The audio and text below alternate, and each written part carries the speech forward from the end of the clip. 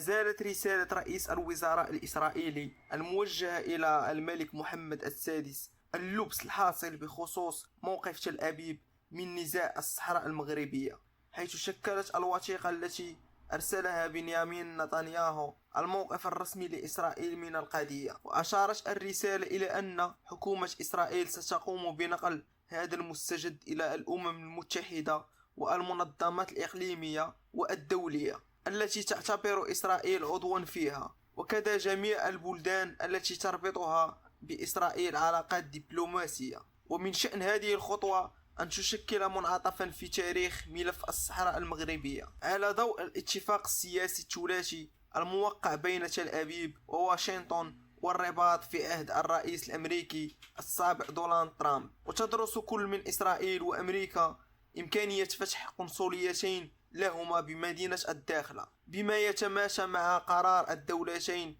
إزاء الملف، الأمر الذي سيشجع القوى الغربية الكبرى على المضي قدما في الاعتراف بمغربية الصحراء. وتبقى فرنسا الدولة الأوروبية الوحيدة التي ما زالت تحتفظ بموقف ضبابي من النزاع.